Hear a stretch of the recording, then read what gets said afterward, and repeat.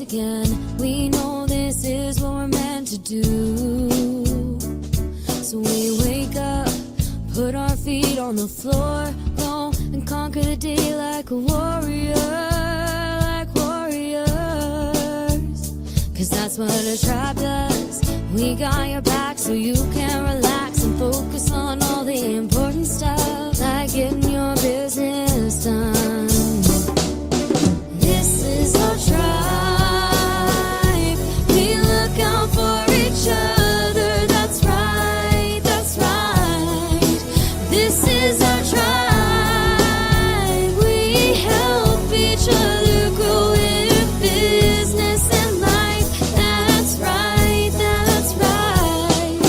No need to panic anymore. We got lots of support and an army of warriors by our side. We fight the good fight when we unite. We fight the good fight when we unite. Cause that's what a tribe does. We got your back so you can relax and focus on all the important stuff, like getting your business done. This is our tribe.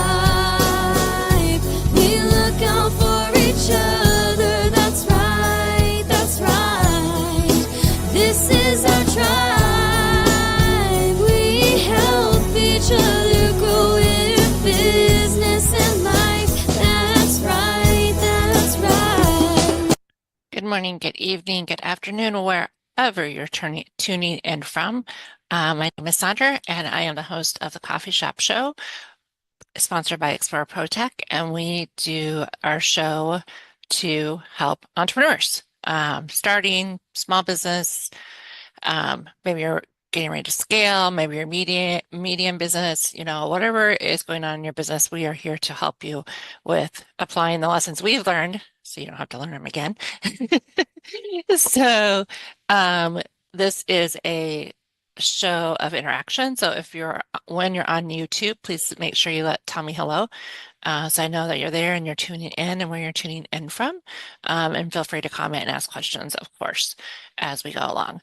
So today's topic is delegation and leadership skills. So you're a business owner, so guess what? You're a leader. There's just no way around it.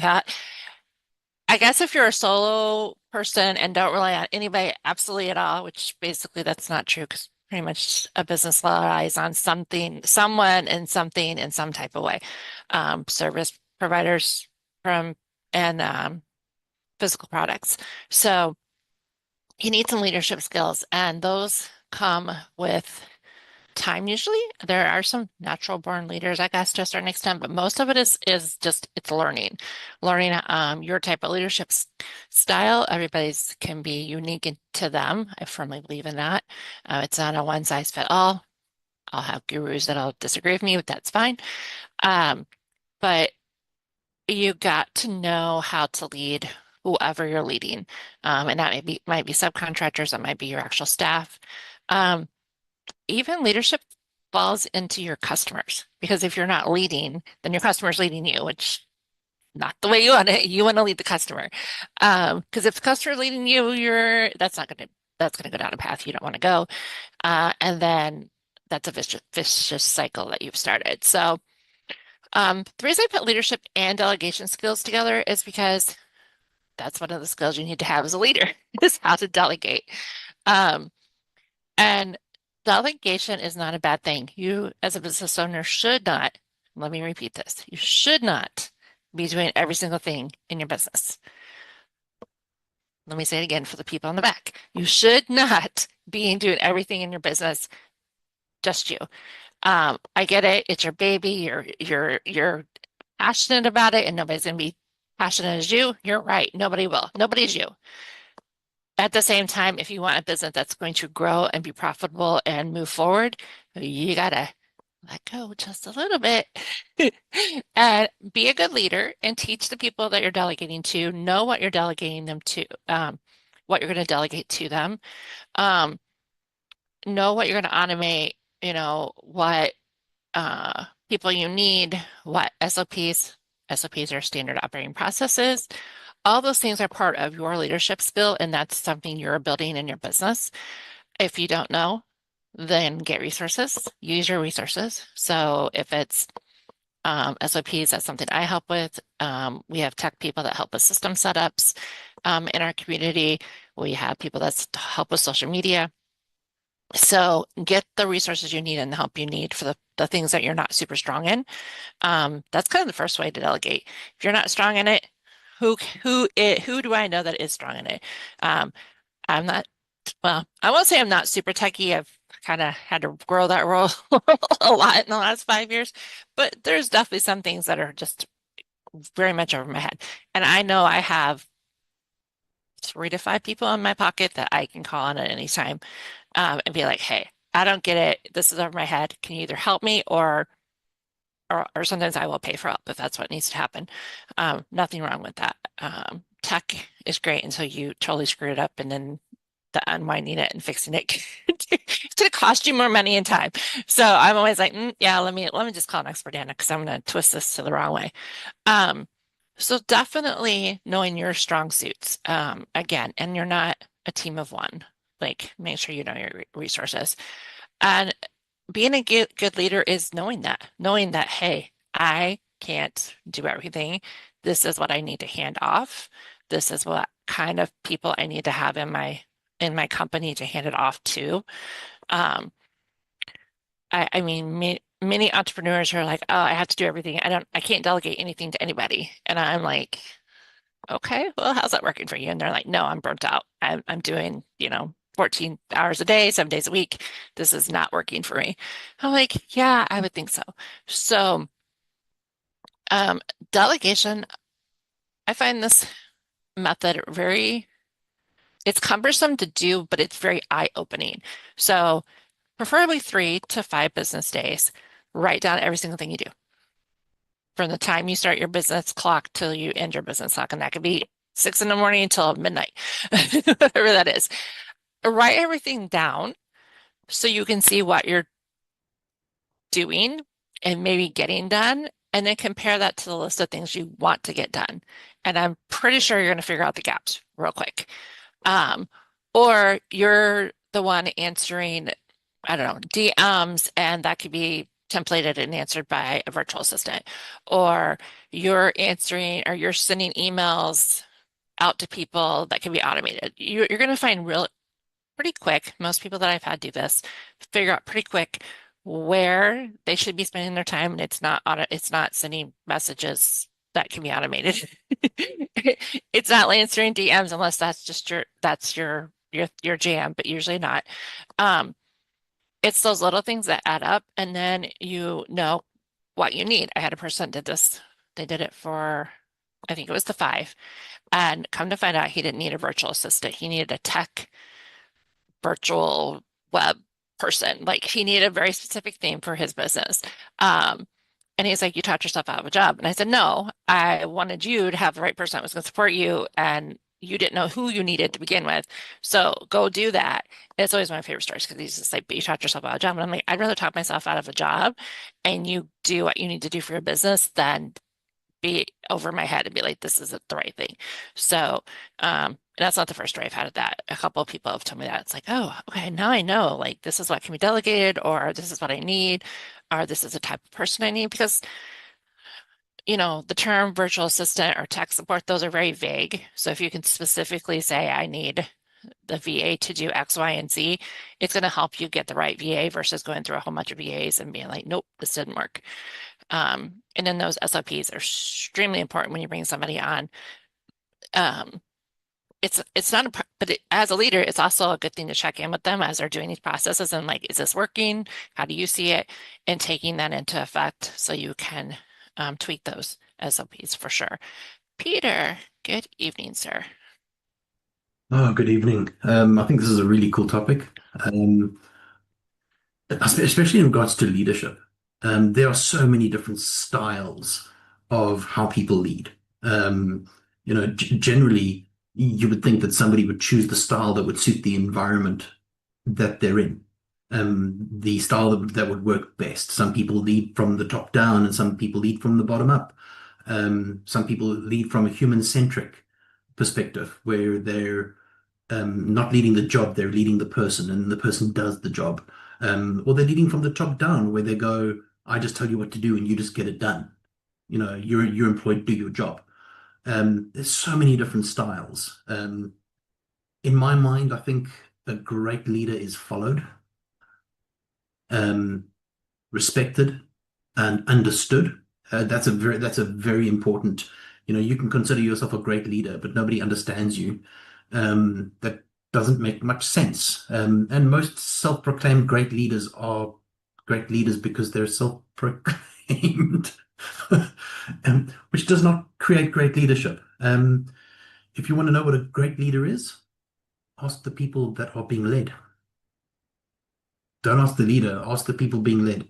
If you want to create an environment as a leader and you want to be understood, then the best way to start is to figure out how do the people see me?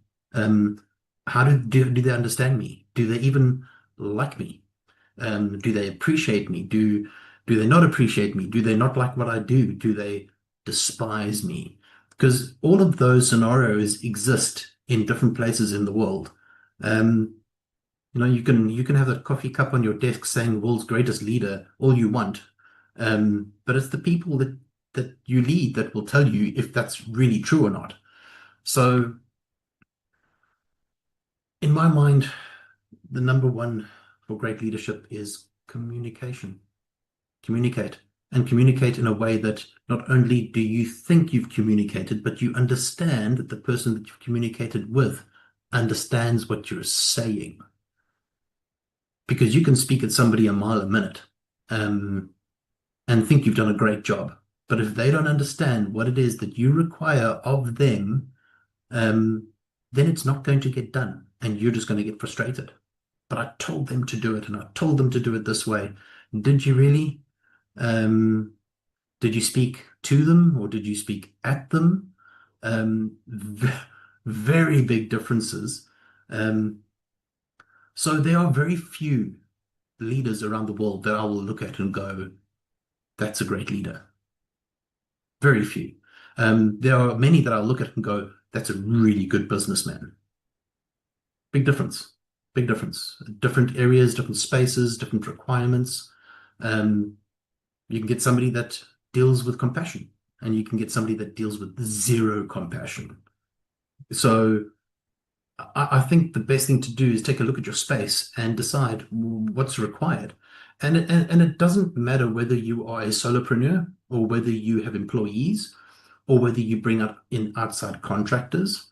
The environments are pretty much the same. You still are leading a space. You still are leading a space that requires other people that you need to communicate with or at or to or whatever your style of leadership is. General rule of thumb, people like being treated like humans. And at the same time, as a leader, you don't want to be a walkover. So there's got to be that perfect balance of, even though you're requesting something, you're respected enough for somebody to deliver. And that's the line for me. I personally don't like being disrespected, and I personally don't like not being liked. Maybe it's a character flaw, but I think leading people is like walking on their eggshells, not your own. You've got to understand the person, who they are, what they're good at, what they're not good at. You can't tell somebody that's not good at something, I expect you to do this. It's not what they're good at. And a great leader would know. That's not what they're good at. But that person is good at it. But this person is good at this. So I'm going to get them to do what they're good at, because a great leader will know their team, they'll know their flaws, they'll know their strengths, their weaknesses, they'll know their stories, they'll know their children's names. A great leader can pull together a team perfectly for the perfect job, have the perfect team, because he understands I've got the right person for the right job at the right time, doing the right thing within their strengths. That's great leadership in my mind. You'll probably get other leaders that'll be like, no, I tell them what to do and they get it done, and I'm the best leader in the world. Well, you might be the greatest task manager in the world, but you might not be the world's greatest leader. So respect the people around you. Have some humanity. Yes, are you there to do business? Yes. Are you there to get things done? Yes. But you get to choose how you do that. You also get to choose how you treat people. For me, that's very important. I would put treating people over business any day. Business just ends up as the byproduct. Things get done because I approach things in this particular way. There's a certain level of respect there. Do I allow myself to be disrespected? No. Not in my own space. Not at all. But it's not something you have to worry about if you treat people right. So that's just my 2 cents on leadership, and I'm pretty sure I'll add a 2 cents soon. No, I love that. And I love the fact of treat people as humans, definitely, and respect them. You can respect somebody and not necessarily agree with everything they're doing or agree with how they're doing it. And you have a choice as a leader. You can be like, okay, that's not the way I wanted it done. Can we try it this way or the way I want this to look like? Like, let's have a conversation about that. Or you get to say, okay, well, that isn't your strong suit, so let's move you over here to do something else, or maybe this isn't going to work out.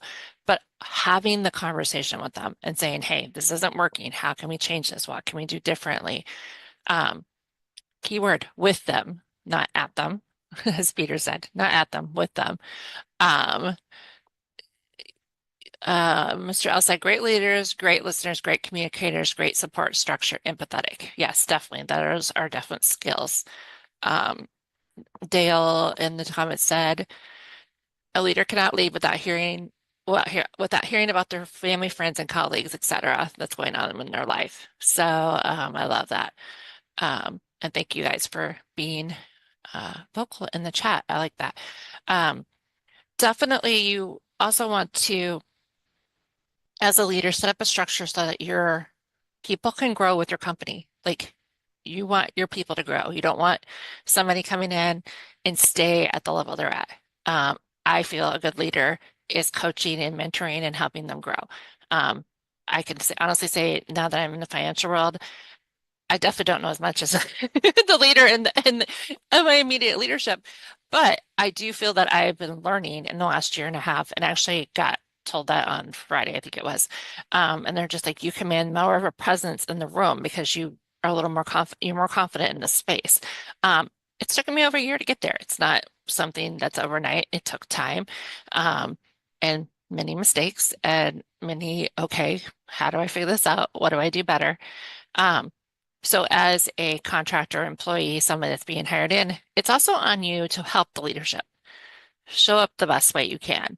Be honest if something's not working. Communication should be a two-way street. Not only them communicating with you, but you communicating with them respectfully, of course, in a manner that is professional. But it should be a two-way street. And if something's not working right or you don't understand, buck it up and talk. Say, hey, I don't get this. Or I'm reading this document, but I've still lost.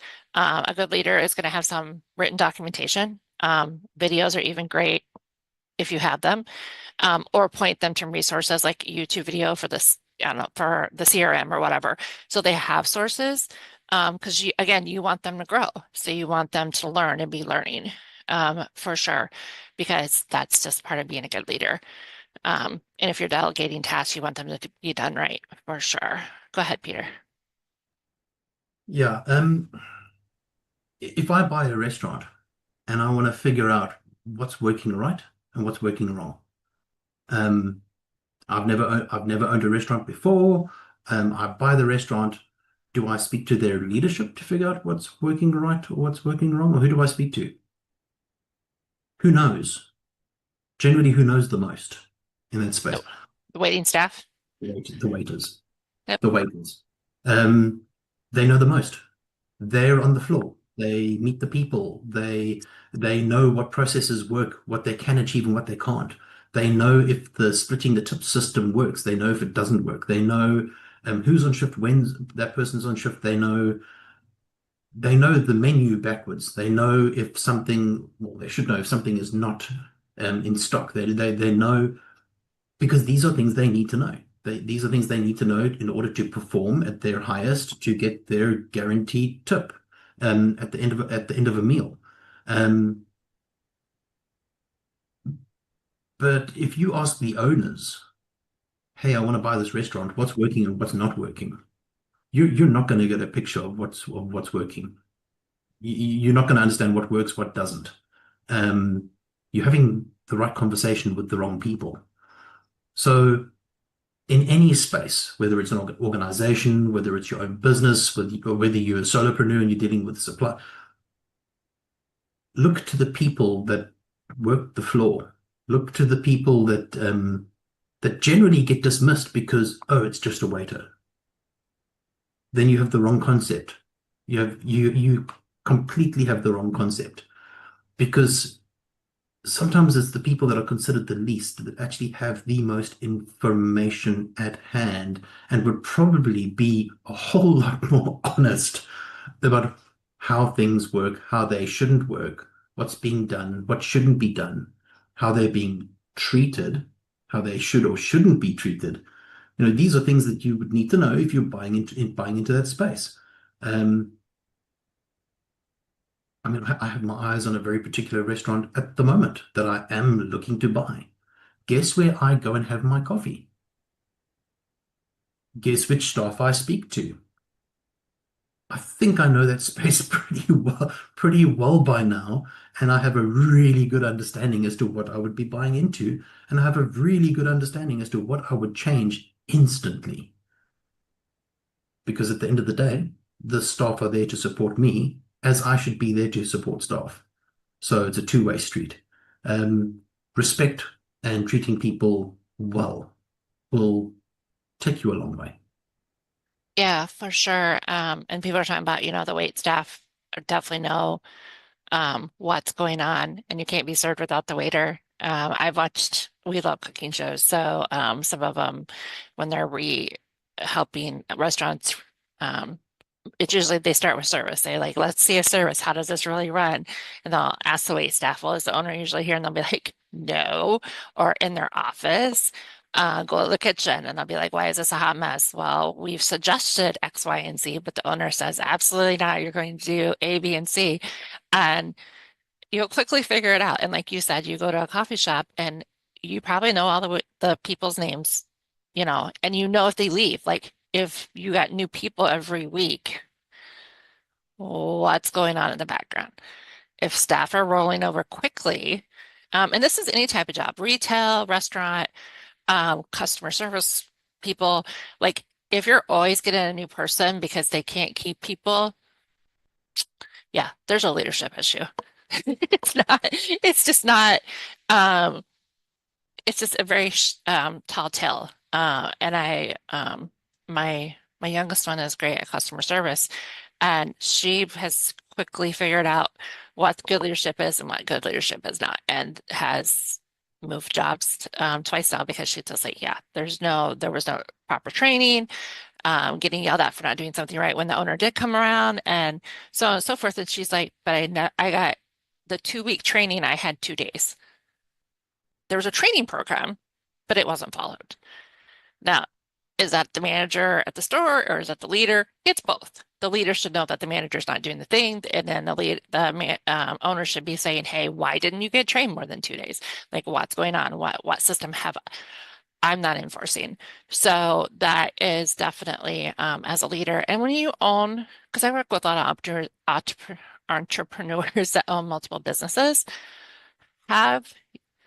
essentially you're the owner. But if you're having multiple businesses or locations or whatever, you need to know what's going on in all those. You need to have a CFO or whatever that's in charge that you're constantly talking to, but you also go visit or go talk to the staff at these locations or at these businesses. Just because you own multiple businesses or multiple locations does not mean you sit back in Hawaii and chill on the beach. You'll still have your vacations and stuff because you're doing well. But at the same time, you have to build trust and processes and things with internally so that you make sure your customers are right. And then, yeah, go ask random customers.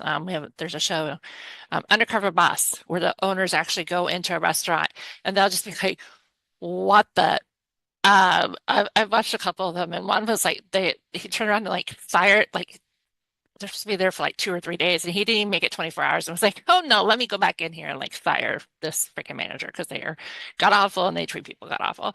So um yeah, so you definitely want to make sure that that you are in contact with all levels of your business, or multiple businesses, because it's still on you as an owner and as a leader.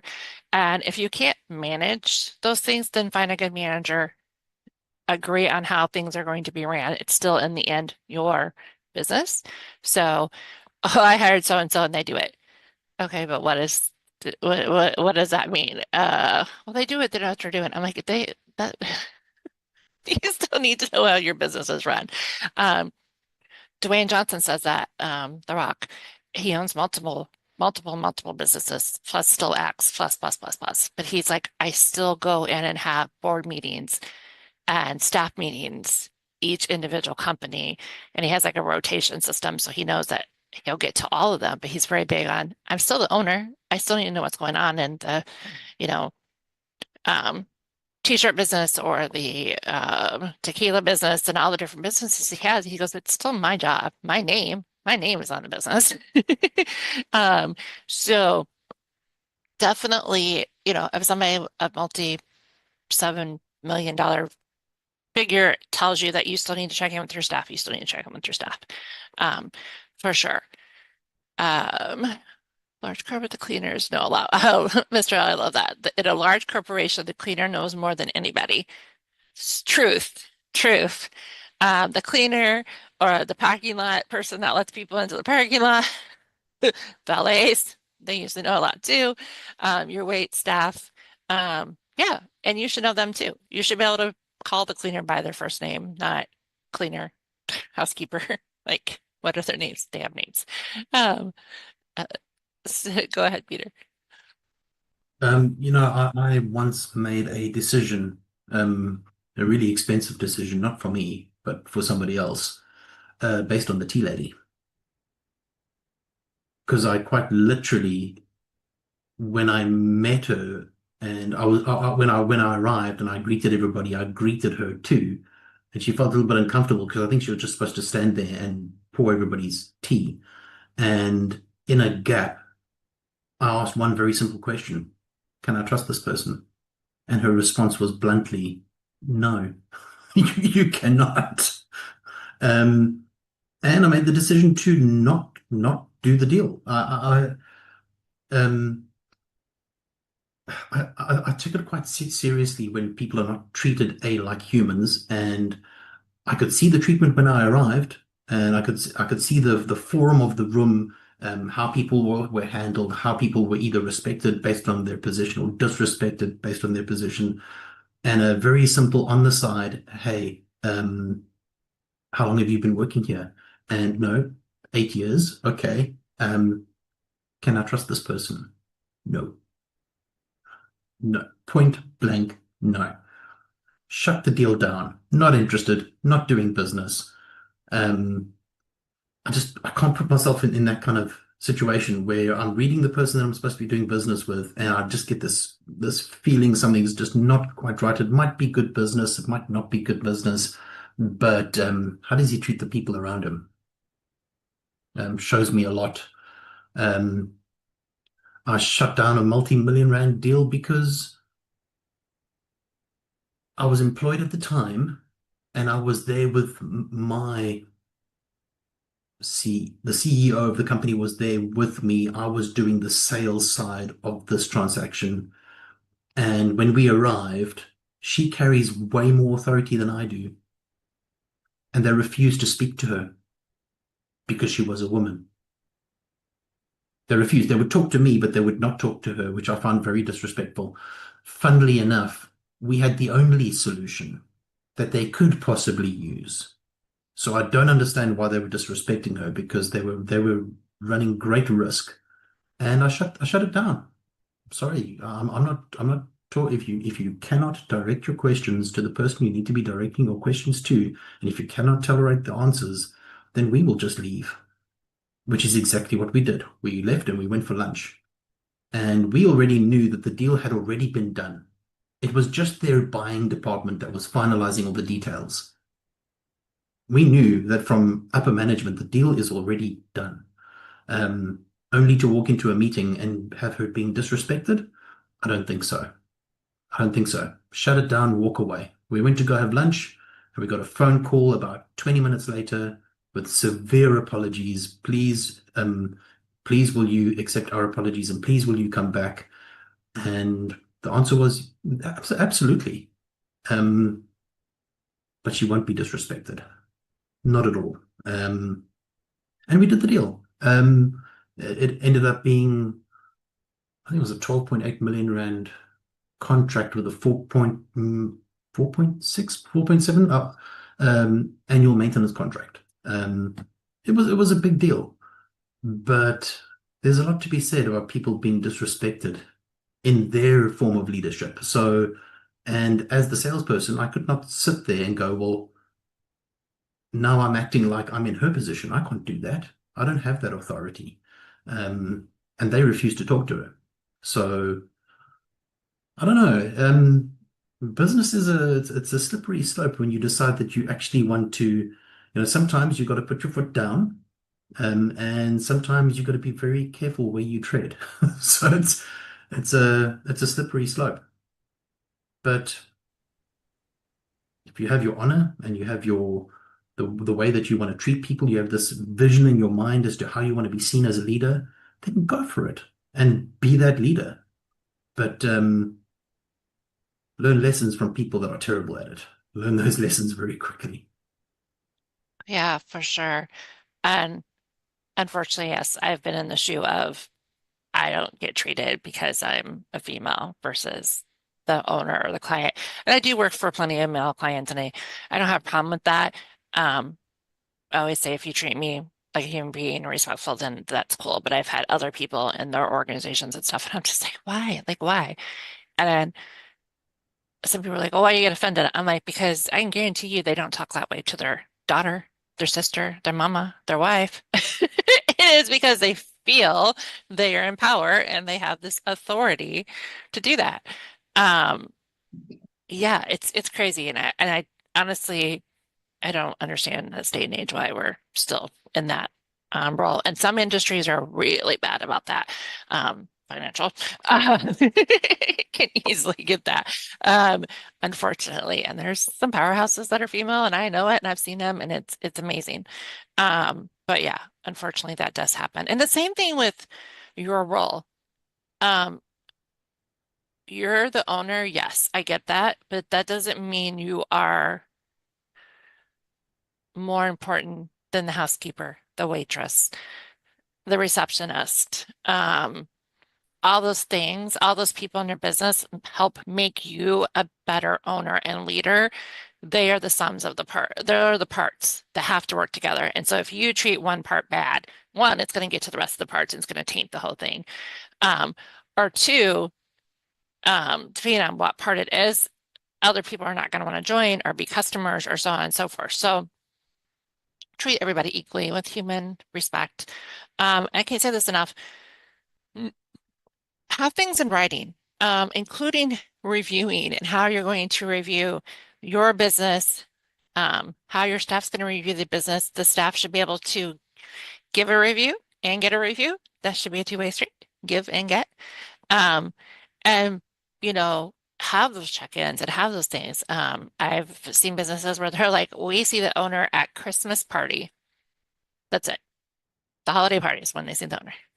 Like, okay. Like, that is not cool in any way, shape, or form. So having those check-ins and you do those check-ins. Don't get it HR, blah, blah, blah. They can do the check-ins for you. But be part of it. It can be a room of people checking in. It doesn't have to be just the HR or the direct manager or so on and so forth. I was in government and I got along great with my immediate supervisors. not so much with some higher ups. What name, family, we knew each other on that line, but farther ups, they didn't have a dang clue. And I'm just like, yeah, okay. So definitely keep your hand in things, and not in a way where you're holding on to it tight. We're saying keep your hand in it so you know what's going on in your business. Those check-ins are vital. Um, you know, we also talk about survey your clients. How did the purchase go? Was the customer service person you talked to? Great. Did you have an issue and was the customer service online? Great. Amazon has some people that are not great, and Amazon has some people that are great. If you ask my husband, he thinks they're all bad. But some companies, have great online things and some don't. Same thing with phone. So asking your customers is also a good way to gauge what's going on in your business.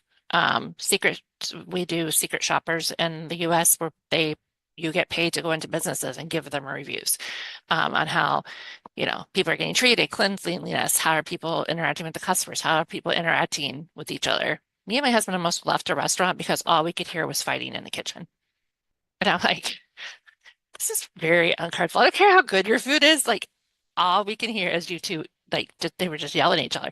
It was an owner and a co-owner. Only reason we knew was because of the restaurant we went to quite frequently.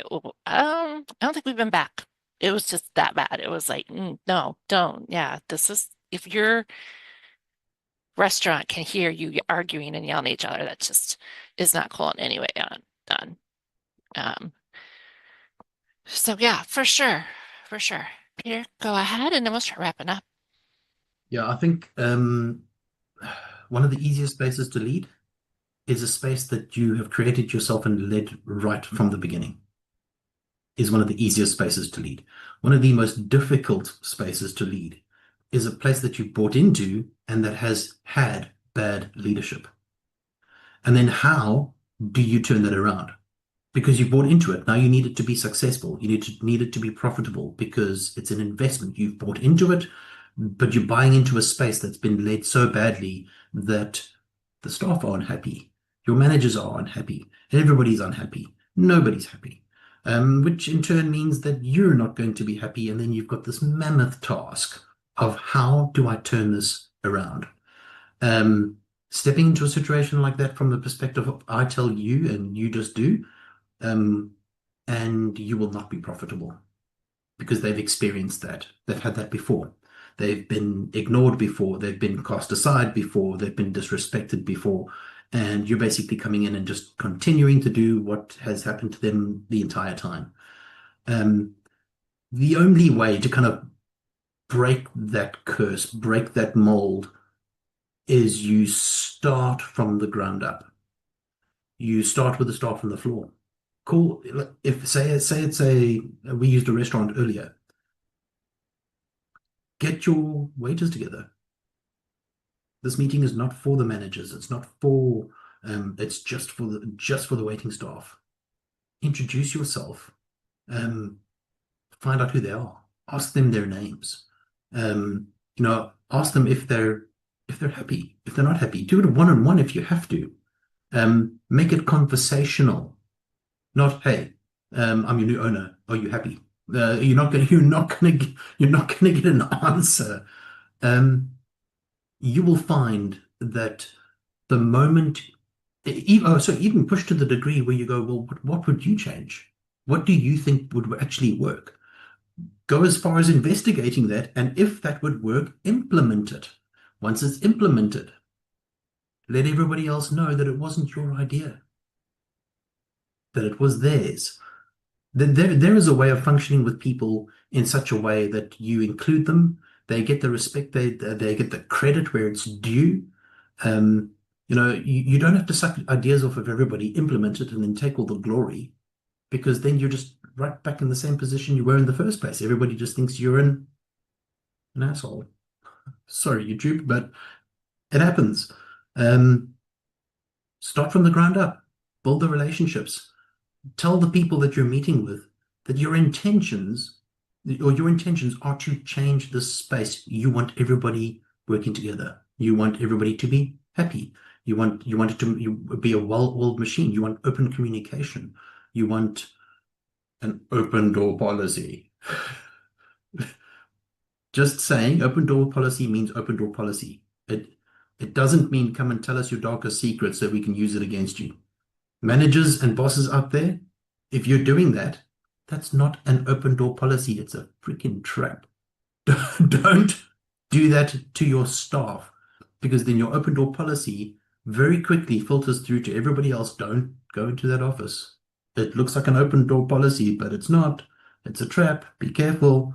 You'll create an environment that nobody will talk to you. Nobody will tell you what's wrong.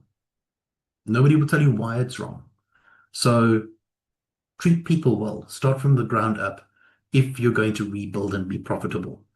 And if certain people in the space are the issue, if it is general consensus, remove them.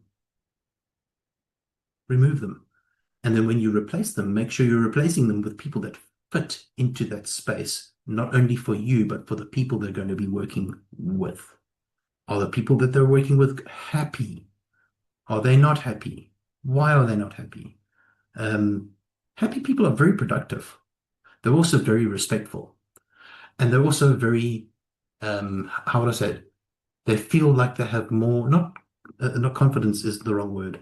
They have the ability to come to you and communicate. And that's what you want.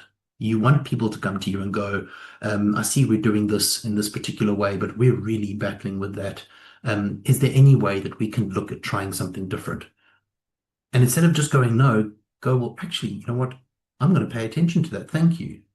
And if you pay attention to it and realize what they're saying is correct, then implement it and give them the credit.